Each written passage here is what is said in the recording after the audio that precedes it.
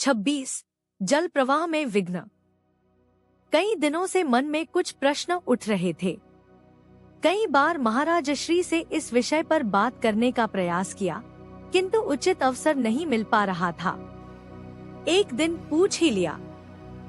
प्रश्न, महाराज जी, आजकल योग के नए नए प्रकार आविष्कृत हो रहे हैं। वे लोग ऐसा प्रचार करते हैं कि प्राचीन शास्त्रों को नदी में प्रवाहित कर दो, पुरानी मान्यताओं को ठुकरा दो। हमारा योग ही जगत के लिए कल्याणकारी है। भक्ति की नई नई शाखाएं फूट रही हैं। नए नए इष्ट एवं सिद्धांत प्रकट हो रहे हैं।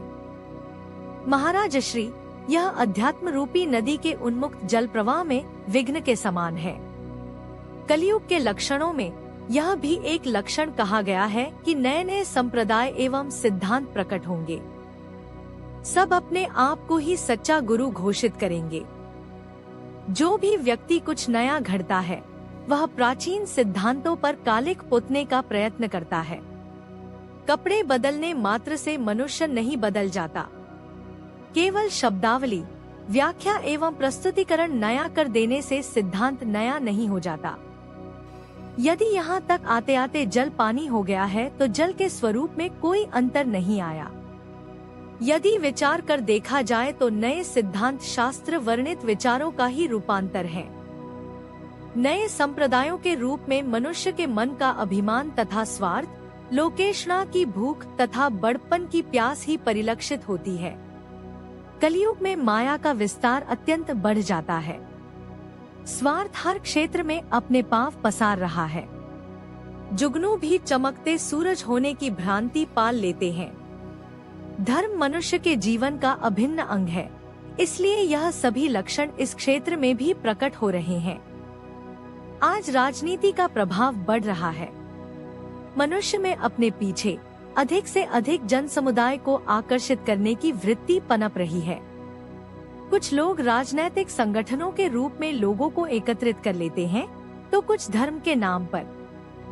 आज राजनीति में भी हर व्यक्ति अपनी अलग पार्टी खड़ी करना चाहता है। धर्म के नाम पर भी अपना नया संप्रदाय बना लेना चाहता है। इसके लिए एक नए सिद्धांत की आवश्यकता होती है। पुरानी शराब ही नई बोतलों में भरी जाती है। पुराने घर को ही नया रूप रंग दे दिया जाता है। फिर नए पुराने के अंतर को दर्शाने के लिए साहित्य रचना की जाती है, युक्तियाँ तलाशी जाती हैं, प्रवचन तथा आयोजन किए जाते हैं तथा लोगों को अधिक से अधिक लुभाने का प्रयत्न किया जाता है। यही कलयुग है। जो भी नया संप्रदाय उठता है, लोगों को यही समझाता है कि अभी तक आपको धर्म के नाम पर लूटा गया है, भ्रमित किया गया है, आपको मूर्ख बनाया गया है। आपका कल्याण करने के लिए सही मार्ग का संदेश लेकर हम ही आए हैं। आओ, हमारे पीछे पंक्तिबद्ध हो जाओ। पुरानी मान्यताओं, भ्रांतियों तथा अंधविश्वासों को यूं दो। हम आपके जीवन में खुशियां भर देंगे। आपको भागवत शक्ति से सराबोर कर देंगे। हम आपके उद्धारक तथा कल्याणकारक होकर आए हैं। कुछ समय के पश्चात उस नवोदित संप्रदाय की सड़ांध बाहर आने लगती है। उसका वास्तविक चेहरा बेनकाब होने लगता है। तब एक नया संप्रदाय खड़ा होकर उसे भी गालियां देने लगता है तथा अपने आप को मसीहा घोषित कर देता है। यह चक्र इसी प्रकार घूमता रहता है।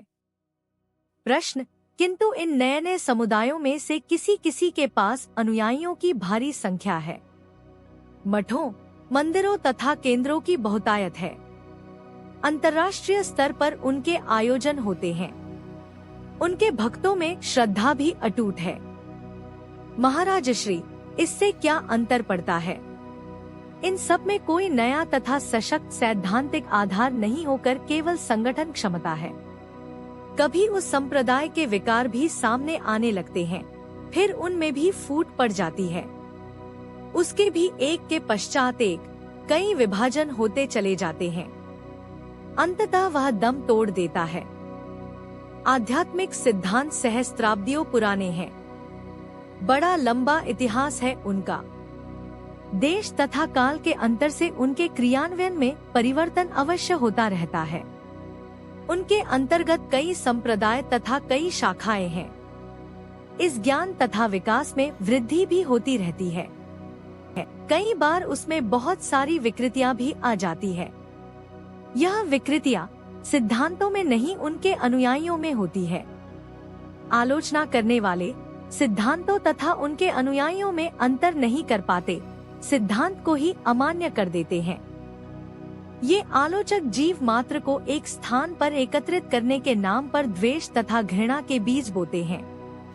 कल्याण की बात करते हैं, किंतु जन समुदाय को अकल्याण के गहरे गर्त में धकेलते रहते हैं। जब तक उनका प्रेम का नाटक चलता रहता है, वे सफल होते हुए प्रतीत होते हैं। नाटक समाप्त होते ही धड़ाम से नीचे आ जाते हैं। प्रश्न: कोई ऐसी पाबंदी नहीं लगाई जा सकती जिससे यह नाटक भविष्य में चल ही नहीं पाए? महाराज श्री, पाबंदी कौन लगाए? सरकार तो ये काम कर नहीं सकती। आजकल प्रजातंत्र का युग है। फिर यदि पाबंदी लगाने वालों में स्वयं में भी कभी विकृति आ जाए तो उन पर पाबंदी कौन लगाएगा? नए नए सिद्धांत घड़ने की बीमारी प्राचीन काल से चली आ रही है। प्रश्न: आजकल ब्रह्मचर्य पर भी कुछ क्षेत्रों से कड़े आक्रमण हो रहे हैं। महाराज श्री, यह भी वही एक ही बात है। वे जानते हैं कि ब्रह्मचर्य के नाम से सामान्य जन डरता है, इसलिए बिना बात को समझे ब्रह्मचर्य पर आक्रमण किए जाते हैं तथा उसका स्वरूप यथासंभव भयानक दिखलाकर जनता को भयभीत करते हैं। शास्त्रों ने ब्रह्मचर्य के दो स्वरूप वर्णित किए हैं, एक गृहस्थों का ब्रह्मचर्य, दूसरा विरक्तों का ब्रह्मचर्य। प्राचीन ऋषि प्रायः गृहस्थ थे। संतों में भी नामदेव, कबीर, नानक, तुकाराम, नरसिंह मेहता आदि अनेक गृहस्थ हो गए हैं। यह सब संत ब्रह्मचर्य के महत्व से भली भांति परिचित थे तथा गृहस्थ धर्म का पालन करते हुए भी ब्रह्मचारी थे। उनका गृहस्थ धर्म शास्त्रोक्त एवं संयत था। कई लोग दाम्पत्य सुख को बलात् एक और हटा देने को ही ब्रह्मचर्य मानते हैं, किंतु ऐसा ब्रह्मचर्य केवल विरक्तों के लिए है। जो इस अंतर को नहीं समझ पाते या समझना नहीं चाहते, वे ही ब्रह्मचर्य के पीछे लठ लिए घूमते हैं। कामकला शक्ति के प्रसव क्रम की स्वाभाविक क्रिया है। शास्त्रों ने सामाजिक स्तर पर सामान्य जनों को विरक्त ब्रह्मचर्य का उपदेश नहीं दिया, वरन शास्त्रानुमोदित गृहस्थ ब्रह्मचर्य की ओर प्रेरित किया है, जिससे समाज में अनाचार भी न फैले, गृहस्थों की मनोवासना की पूर्ति भी होती रहे तथा वे अध्यात्म की ओर कदम भी आगे बढ़ा सकें। किंतु आलोचकों का ब्रह्मचर्य के इस स्वरूप की ओर ध्यान नहीं जाता। वे ब्रह्मचर्य को ही कोसने लगते हैं। ऋषियों, संतों एवं महापुरुषों ने हर बात पर बड़ी सूक्ष्मता से विचार करने के पश्चात ही अपने निष्कर्ष निकाले हैं। वे मानव के सकारात्मक तथा नकारात्मक दोनों पक्षों से पूर्णतया अवगत थे। वे जानते थे कि मनुष्य को कहां से उठाना है तथा कौन सा आदर्श उसके समक्ष उपस्थित करना है। वे यह भी जानते थे कि उस आदर्श को एक ही छलांग में प्राप्त नहीं किया जा सकता। जिस मनुष्य के अंतर में काम वासना हिलोरे ले रही हो, वे उसे एकदम से दूर हटा देने के प्रयत्न करने का उपदेश देने की भूल कभी नहीं कर सकते थे। वे यह भी जानते थे कि मानव मन ने कितना पशुबल प्राप्त कर लिया हुआ है, उसे दबाने से नहीं दबाया जा सकता। दबाने पर वासनाएं और अधिक वेग से उभरती हैं। इसलिए उन्होंने वासना के प्रेरणादायक संस्कारों को क्षीण करने के मार्ग का विचार समाज के समक्ष प्रस्तुत किया।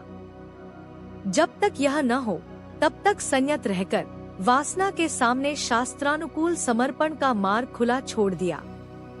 यही गृहस्थ का ब्रह्मचर्य है। अब इसमें भला किसी को क्या आपत्ति हो सकती है? जो ब्रह्मचर्य के अंधाधुंध विरोध पर उतारू हैं, वे वासना भोग की खुली छूट देने के आकर्षक प्रलोभन के कारण ऐसा करते हैं ताकि ज्यादा लोगों को अपनी ओर लाया जा सके। प्रश्न: सुखभोगों से मुख मोड़ने में जीव इतना डरता क्यों है?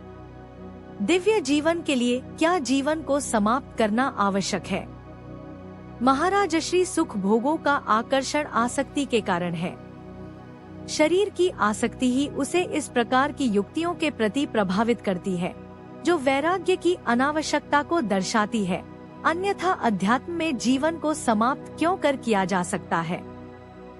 साधन करने के लिए भी जीवन तथा शरीर की आवश्यकता है। शरीर को स्वस्थ रखने के लिए मनुष्य को प्रेरित किया जाता है, क्योंकि रोगी शरीर व्यवहार तथा साधन के अयोग्य हो जाता है। अध्यात्म में शरीर साधन का आधार माना गया है, किंतु भ्रांति फैलाकर लोगों का मति भ्रम किया जाता है। यही आज का हथकंडा है। न ही मरने के पश्चात सुख प्राप्त किया जा सकता है, उसे जीवन रहते हुए प्राप्त करना होता है। जो लोग इस प्रकार का भ्रामक प्रचार करते हैं कि अब मुक्ति लाभ के लिए मरना आवश्यक है, वे गुरु नानक देव जी की इस पंक्ति को भूल जाते हैं। जीवित ही करो आशा, मोए कति कहें स्वार्थी, घट में ब्रह्मा प्रकाशा। इसी को जीवन मुक्ति की अवस्था कहा जाता है। इस प्रकार आध्यात्मिकता की प्राचीन मान्यताओं के प्रति भ्रांतियां फैलाकर अपनी सर्वोच्चता का झंडा गाड़ा जाता है। प्रश्न जगत में दो प्रकार के गुरु हैं। एक शिष्यों की पूजा स्वीकार करते हैं, दूसरे नहीं करते। जो पूजा स्वीकार नहीं करते, उनके अनुयायी यह आक्षेप लगाते हैं कि हमारे गुरु महाराज अपनी पूजा नहीं करवाते हैं, जबकि आपके गुरुजी पूजा करवाते हैं। महाराज श्री जो पूजा नहीं करवाते, वे भी पूजा स्वीकार करते हैं। बाह्य पूजा औपचारिकता मात्र है, वास्तविक पूजा आंतरिक मानसिक होती है। उनके शिष्य भी अपने गुरु महाराज के प्रति श्रद्धा रखते हैं तथा मन ही मन उन्हें श्रद्धा सुमन भेंट करते हैं, जिन्हें गुरु महाराज स्वीकार करते हैं। बाह्य पूजा केवल श्रद्धा उत्पन्न करने के लिए है। श्रद्धा के अभाव में पूजा औपचारिकता मात्र ही रह जाती है। यह भ्रांतियां आध्यात्मिक तत्वों रहस्यों को नहीं समझ पाने के कारण होती हैं। यदि कोई जानबूझकर भ्रांति से ग्रसित होना चाहे तो क्या किया जा सकता है? प्रश्न, क्या साधन जीवन का रूपांतरण कर देता है? महाराज श्री, और साधन का प्रयोजन ही क्या है? यदि मनुष्य बदलकर सात्विक नहीं हो गया तो कैसा साधन? जीवन को सुख का रूप प्रदान करना, मन को संतुलित कर शांति से भर देना, मित्र शत्रु का भाव मिटाना, पाप पुण्य से दूर हटाना, आसक्ति को समाप्त कर प्रेम भाव का उदय करना, यह रूपांतरण नहीं तो और क्या है? यदि जीवन में रूपांतरण उदय नहीं हुआ तो अध्यात्म का लाभ ही क्या है? क्या सूरदास, तुलसीदास का रूपांतरण नहीं हुआ था? क्या कबीर या चैतन्य महाप्रभु के हृदय में प्रेम की कमी थी? क्या मीराबाई या तुकाराम में नाम को भी राग द्वेष था? क्या ये लोग सदैव आनंद में नहीं रहते थे? क्या उन्होंने पृथ्वी पर स्वर्ग को नहीं उतार लिया था? क्या आनंद प्राप्ति के लिए उन्होंने मृत्यु तक प्रतीक्षा की? प्रायः लोग हवा में उड़ने वाले कोरे दार्शनिक होते हैं या दार्शनिक होने का दम भरते हैं।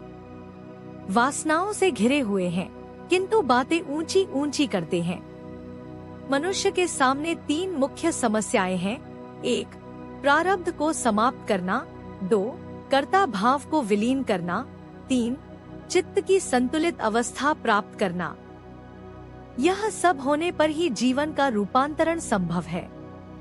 तभी आध्यात्मिक उन्नति के आगे का मार्ग प्रशस्त होगा। केवल बातें बनाने में क्या लगता है?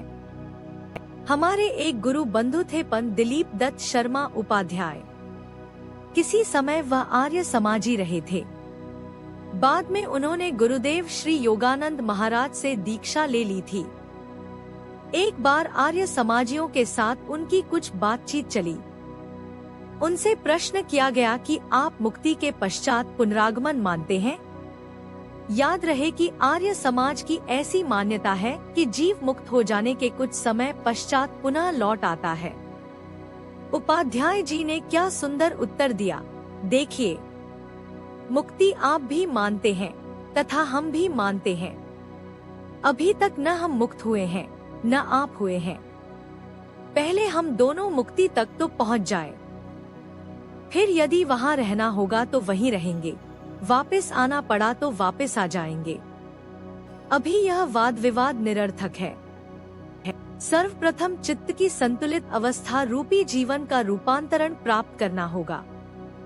चाहे किसी साधना विशेष से हो या शक्ति की कृपा से, उसके पश्चात ही अध्यात्म की सीढ़ियों का द्वार खुलेगा। संतुलित अवस्था में ही मन में प्रेम भर सकता है। जो लोग जन्म जन्मांतर तक ज्ञान, भक्ति, योग तथा कर्म की कठिनतम साधनाओं के अभ्यास से अनेक प्रकार की आध्यात्मिक परीक्षाओं में से उत्तीर्ण हुए हैं, जिन्होंने अनेकानेक अंतर्बाह्य अनुभव प्राप्त किए हैं, जिन्होंने वर्षों गहरे चिंतन के द्वारा मत कर गूढ़ निष्कर्ष निकाले हैं, उनकी मान्यताओं को कलम की एक ही घसीट से झुठला देना उचित नहीं। इस बात के हम भी पक्षपाती नहीं हैं कि कोई आंख मूंदकर ही किसी बात को ग्रहण कर ले। उसके साथ स्वतंत्र चिंतन भी आवश्यक है। कई प्रकार के शास्त्र हैं, उनमें कई बातें परस्पर विरोधी भी दिखाई देती हैं। उसका कारण है मनः स्थिति, परिस्थितियों तथा साधन क्रम का अंतर तथा प्रस्तुतिकरण का अपना अपना ढंग। इसलिए यह सिद्धांत स्थापित किया गया कि सत्य एक है, किंतु विद्वानों ने उसे अनेक प्रकार से परिभाषित किया है। शास्त्रों को समझने के लिए साधक में समन्वय वृत्ति आवश्यक है। तुलनात्मक दृष्टिकोण अध्यात्म का अहित ही करता है। यह समन्वय साधना से आप पाना ही संभव है। जब तक यह नहीं हो, तब तक साधक को कोई सा भी एक मार्ग, जो उसे अपने अनुकूल लगे, चुन लेना चाहिए। मार्ग सभी अच्छे हैं। मार्गों पर चलने वाले अच्छे या बुरे हो सकते हैं। साधक को अपने मार्ग पर दृढ़ रहते हुए अन्य मार्गों का भी आदर करना चाहिए। जो यह कहता है कि मेरा मार्ग ही उत्तम है, बाकी सब भटक रहे हैं, वह अभी तक साधन के मर्म को समझा ही नहीं। आधुनिक युग में यह समस्या खड़ी हो गई है कि साधकों ने अन्य मार्गों का आदर करना छोड़ दिया है। सभी अपनी अपनी साधन प्रणाली को सही सिद्ध करने में लगे हैं तथा एक दूसरे पर कीचड़ उछाल रहे हैं। यह वृत्ति अध्यात्म को किस गर्त में ले जाकर पटकेगी, भगवान ही जानते हैं। वैसे जगत कभी भी एकमत नहीं हो सकता, क्योंकि नानात्व का नाम ही जगत है। यदि नानात्व समाप्त हो जाए तो जगत भी शेष नहीं रहेगा। मतवैभिन्न तथा विरोध को सहन करना, आदर करना, प्रेम करना, यही साधक का कर्तव्य है। इसी में साधक तथा साधना का हित है। मुगल बादशाह शाहजहां के समय में फिलिस्तीन में एक सूफी संत सरमद हुआ, जो वहां से ईरान तथा फिर दिल्ली आ गया। यहाँ आकर शहजादा दारा शिकोह से उसकी घनिष्ठता हो गई। कहा जाता है कि वह आधा कलमा ला इलाहा अल्लाह नहीं है पढ़ा करता था। जब औरंगजेब बादशाह बना तो उसे पकड़ लिया गया। उस पर यह इल्जाम लगाया गया कि आधा कलमा पढ़ता है, जो कि कुफ्र है। इसका अर्थ यह निकलता है कि परमात्मा नहीं है। यह नकारात्मक दृष्टिकोण है। उसे अदालत में पेश कर पूछा गया कि आधा कलमा क्यों पढ़ता है। उसने कहा, अब तक मुझे भगवान के दर्शन नहीं हुए, इसलिए मैं यह गवाही कैसे दे सकता हूँ कि भगवान है। यदि दर्शन हो गए तो पूरा कलमा पढ़ा करूँगा। लोग कोई अनुभव हुए बिना ही गवाही देने लग जाते हैं तथा जिन्होंने कुछ अनुभव प्राप्त कर लिए हैं, उनको झूठा कहते हैं। मेरा मन अपनी ही मलिनता से झुका जा रहा था। महाराज श्री जिस अमृत सागर में गहरे उतरते जा रहे थे, मैं उस सागर की एक बूंद पाने को लालायित था, तड़पता था। उनका एक एक वाक्य, एक एक दृष्टांत, एक एक तर्क तथा एक एक अनुभव हृदय को छूता था। मैं मथता जा रहा था। उनके श्री चरणों में मेरा मस्तक झुकता चला गया।